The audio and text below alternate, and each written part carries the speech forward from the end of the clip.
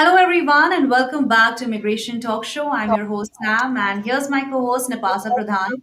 So, hi, Napasa, how are you doing today? Hi Sam, I'm doing good. So sorry. Just quickly, hi to everyone out there. Thank you so much for joining us here on Daily Immigration Dose. So, on behalf of both of us, me, Napasa, and this Sam, welcome to our daily immigration dose session, which we stream Monday to Friday. So, thank you so much for joining us here on Immigration Talk Show. And before we start off, I have this important disclaimer, and that is by watching our videos, you agree and understand that the information shared, including user comments, is not professional advice. Use at your own risk. Our intention is never to offend, it's just a casual exchange of ideas. So, with that in mind, friends, let me tell you that you can also be a part of this conversation with us, right, Sam? And Absolutely. And with that, friends, you have this number that is on top of your screen 425 with the access code 988 888.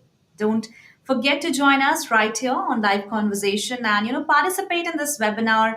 Share whatever you feel like about the topic. As Napasa, today our topic is again very interesting one and a much needed one, and that is about ICE arrest under President Trump era policies. Are they standard procedures? So it's going to be a very important topic, and friends, stay tuned because we are going to understand, what's happening, how this event have taken place, and what are the public reactions, and what are different things that we should know in this session. Stay tuned, stay connected with us, and also make sure to like, share, and subscribe to Immigration Talk Show. And with that, I think Napasa, let me go ahead with the news update first, and then you can follow up. okay, sure. Okay, so friend, this is news from my side, and that is US tightens visa security checks and student screening. So, the US Citizenship and Immigration Services, also known as USCIS, has announced that no visa will be issued until and unless there will be a proper background security check. That's right. Until and unless there will be all security checks are fully complete, the visa won't be provided. And this includes checks against law enforcement and counter-terrorism databases to protect the national security. And this is what the administration has also been mentioned that the national security is their top priority. And that's what they are aiming right now. Talking about students and workers, they also face tough questions about their travel plans and intentions going to visit to the USA. New student visa interviews are also paused as social media screening expands under the President Trump administration. And visa holders must obey US laws or risk visa loss and deportation. So, until and unless they're not going to obey the law, they may have to go through deportation process. And overstaying can also lead to permanent ban from re-entering the US. The crackdown targets visa fraud and illegal immigration, focusing on safety and compliance. So this is the news from my end, and friends, we all are understanding that how scrutiny is happening and how stricter the enforcement and the laws are there. So Napasa, why don't you go ahead and let us know about the other news update? Sure, Sam. And the news I want to share is, this is US visa alert. If you have no social media and, you could be denied a visa. So having no social media could also be trouble for you. So, in a new directive, US Secretary of State Marco Rubio has asked consular officers to review the social media presence of foreign nationals applying for visa, especially those hoping to study or visit places like Harvard University. According to a Bloomberg report, visa officers may now consider the absence of public social media profiles as a suspicious and grounds for denial. So the cable instructs officials to, check applicants' social media profiles, also ask them to make accounts public and treat private or inactive accounts as potential red flags. So the move is described as a pilot for future security checks and with a focus, on campus-related travel, amid growing concerns about security and online activity. So while the US State Department has not officially commented, spokesperson Tammy Bruce emphasized that the US will use every tool to vet individuals entering the country. However, civil rights groups and legal experts have expressed concerns over privacy and also free speech. Well, critics say applicants are stuck between being too open or too private online, and either could cost them a visa. So, friends, I don't know which one are you. Are you too open or are you too private? But still, let us know about yourself as well. Still, international education experts say that this is not a blanket crackdown on foreign students, but part of a broader effort to address campus linked security issues. So the US continues to host over 1.1 million international students with strong interest from countries like India and China as well. And as this unfolds more, we will let you know about updates on this as well. So stay tuned for more updates. And also don't forget to like, share, and subscribe to our channel. Our handle is at Immigration Talk Show. And that was my news update. So yes, today's topic is also very interesting, friends. We are going to speak about ICE arrest and immigration enforcement under the current policies also, because, recently we've actually seen a lot in the immigration related, whether you talk about arrests or, scrutiny, just like Sam had mentioned in the previous news as well. And, it has all led to a mix of public reactions. Some feel safer, others feel concerned. So today we're going to be speaking about this, and let's take a closer look to what is happening and break down some points for you folks. So I think let's start with Sam. If you can tell us about the surge in ICE arrests also in the previous recent past. Sure, absolutely. So, what happened right now, friends, that there has been a raid and that happened in a very popular Italian restaurant in San Diego, and it was just before the dinner rush. So, it was like the family was sitting having a proper dinner, and suddenly, at the restaurant, as it was full, the ICE agents wearing masks, black helmets, and tactical gear, they entered that way. And things got really chaotic fast, and there was smoke, bombs were also there, and people shouted, and many customers ran out and scared, and they were confused. So many things were happening around it, and people were really scared, and they were having different reactions to it. But some people are strongly criticizing it, and some people are in favor. Different people are saying that this was a act of a terrorism, and some people are completely offending it, and they are saying that it was sickening. I mean, it's not the act of terrorism, but it's an act of being more protective to protect their nation. So these are the things that's happening. But before that, Nepal, if you can also let us know more about the topic in a detailed way, then that will be better for our audience. Absolutely, Sam. I would do that. And to talk about it, if you talk about the surge in ICE arrests in the recent past, one of the major update, we've been seeing repeatedly and also recently more often, that there is a big increase in daily arrests. In fact, we also had a show where, we discussed about from 1,000 daily arrests, it's going up to 3,000, so tripling the arrests on a daily basis, that too. So ICE's acting director Todd Lyons, shared that the agency is now averaging around 1,600 arrests per day, which is much higher than the average from earlier in the year, which was about 650 arrests per day.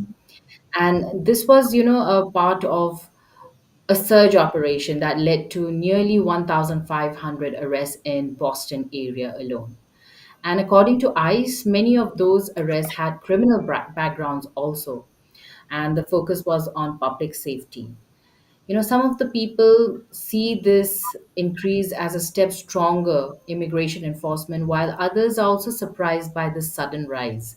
And the agency has also said that they are ready to do even more depending on the funding and the resources as well. So it's really important to understand that immigration laws have always allowed ICE to make arrests like this, but the pace and visibility of these operations can vary depending on policies and local cooperation. So I think yes, this was supposed to happen, one way or another for each of these people, but We are seeing that it is, how to say, the force is heightened right now, and it's sped up, so which is really good also, I think, in a way, Mhm. because I understand not everybody were ready for all of this, but one day or another this was supposed to happen. And I think it's going on the how it's supposed to be, since we have been discussing, right, Sam? Absolutely. So yeah. And that's how, when we talk about raid, so talking exactly about the meaning of raid, then it happens unknowingly.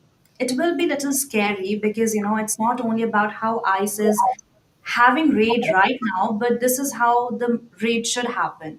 I mean, of course, there are so many things, so many opinions are there, but this is what is happening. And, they are having their main agenda that they want to remove illegal immigrants anyhow. They have set a target. So this is how they are planning to. But of course, it sounds little harsh because sitting away from that place and, just commenting, it feels different. But let me go ahead, friends, as what public reactions have been there. And with that, it will be easier for you to have more information. So, if we talk about reactions of city leaders and community, it was very different because the raid, according to them, led to a very strong criticism. Yes, they were not in favor of this raid at all. As San Diego Mayor Todd Gloria said that he was deeply upset about the raid that happened and felt that the raid created fear instead of keeping people safe. Now, this is a big statement, when somebody says that the law enforcement is not keeping people safe, but it's creating more fear. Continuing with that, he also said that the actions like this is going to damage the trust and also relation between the public and law enforcement. This is what has been said from city leaders and the community. And one of the strongest reactions also that I would like to mention came from City Councilman Sean Elo Rivera. And what has been posted on social media, according to the sources, that the ICE officers has been termed as a terrorist. That's right. And this is a very big, criticism that we are seeing, and also said that this was state-sponsored terrorism. And his comment led to a very strong response from federal officials because federal officials didn't like this post at all and they condemned it. They said the Department of Homeland Security also reposted this message and said that comparing ICE to terrorists is like sickening. Also, Todd Leon, the acting director of ICE, if we talk about the acting director of ICE's reaction, then he really got emotional at the time of answering questions at press conference. He said that officers wear masks, black helmets, because some of them have gotten death threats and have been harassed online. He also defended the operation and asked whether people were really upset about the mask that the ICE officers were wearing or just against immigration enforcement overall. So I think the pasta, the statements, the reactions that people are putting is very strong, and it shows that how strong opinions they have regarding the law enforcement and the administration. Also, the raid has had a big impact on restaurant too. So the area that happened, the owners were really heartbroken, and they closed all their Southern California restaurants for 2 days because the workers and the restaurant owners said that this incident left a mark on our hearts, our kitchens, and our dining rooms. And this raid has raised a very important questions about how immigration enforcement is should be done in public places. And it shows that there is also growing tension between federal agents and local communities.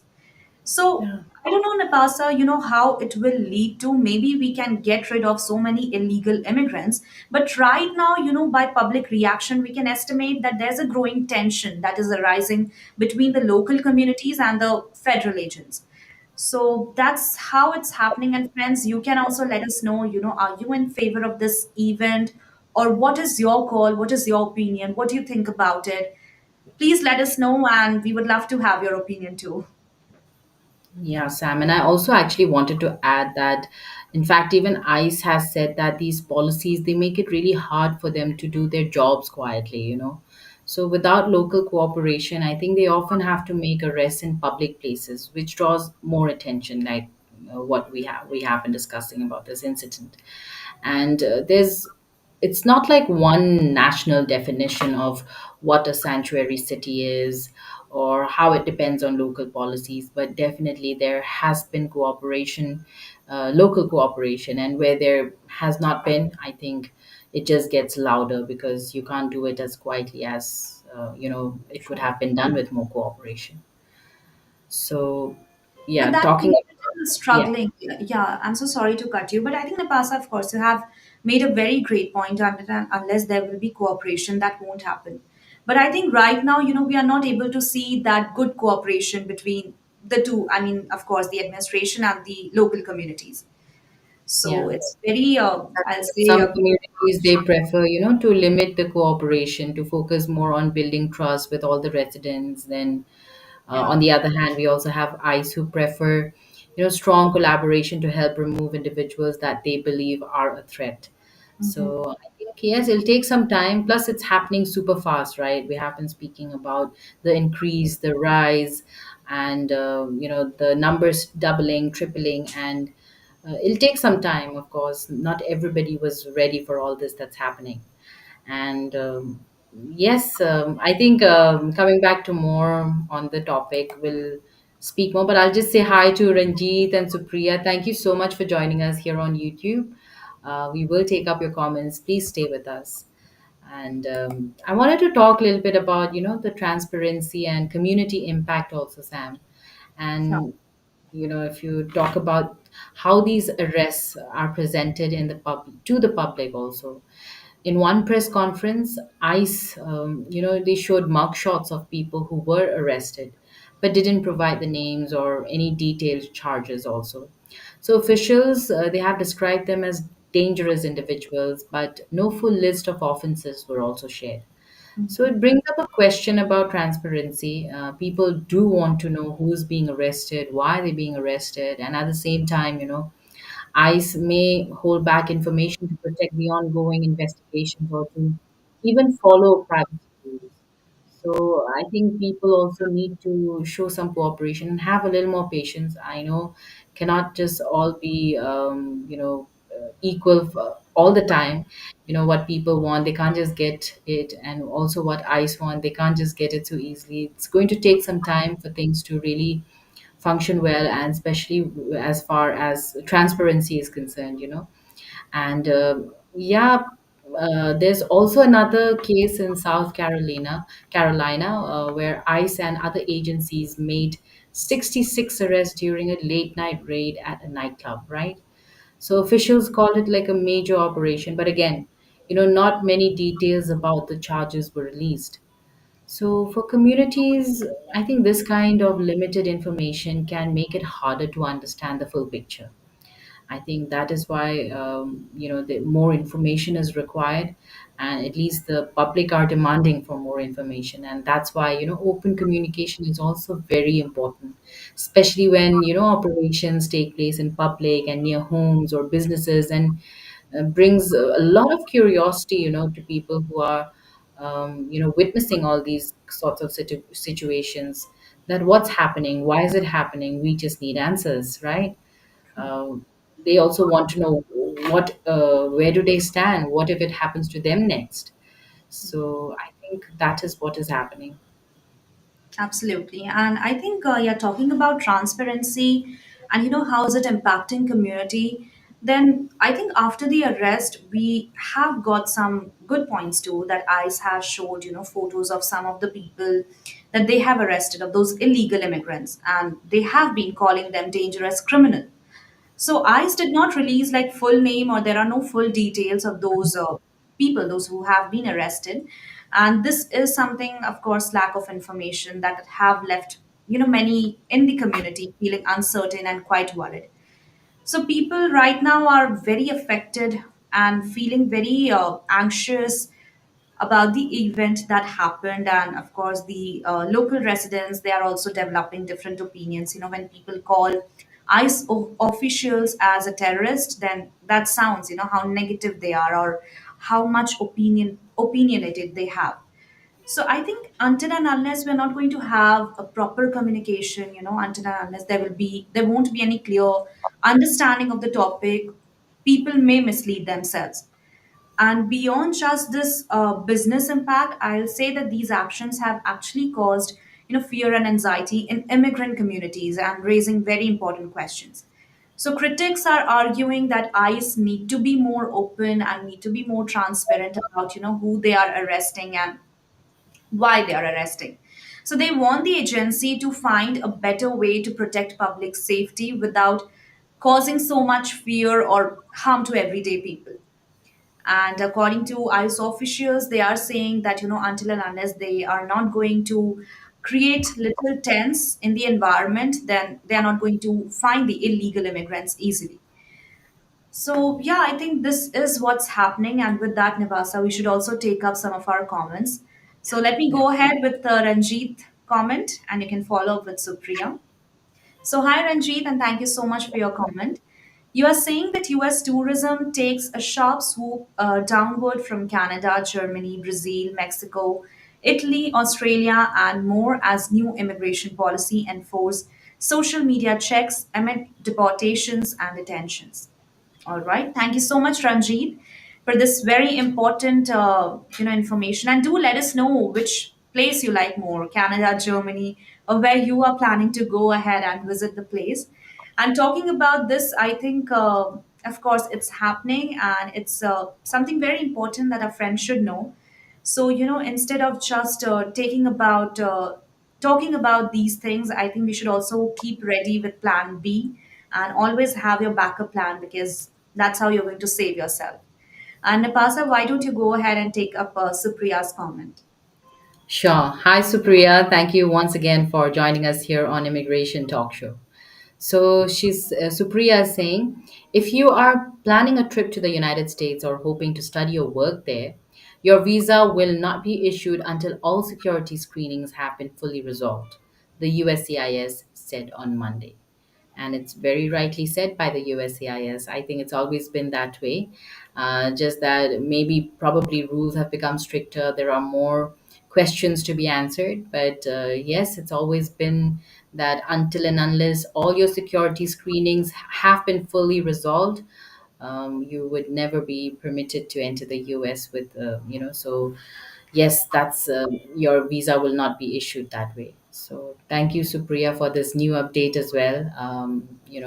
Thank you for joining us, and don't forget to subscribe to our channel if you haven't as yet. Also, I wish folks could also join us on call. The number is 425-436-6335, and the access code is 988-888. So That's right. And with that, I think, Napasa, that's all for today's update. We have covered so many things in this webinar. And friends, it would be great if you can also let us know, what you think about the topic and anything else if you want to make us aware about the topic. And with that, also don't forget to like, share, and subscribe to Immigration Talk Show. In case if you have any query, then please go ahead and email me on my email address. That is sam@staffingly.com. And you can also email Nipasa on her email address. That is nipa@staffingly.com. And she also has a phone number. So you can also message her on this number, that is 408-335-6444. And thank you so much, friends, with that. So I think, Nipasa, that's all for today. And it was a good session. So thank you guys for joining us. Thank you, Nipasa, for letting us know about so many important information. So that's all. And take care, everyone. Stay informed and keep watching Immigration Talk Show. See you next time. see you, folks.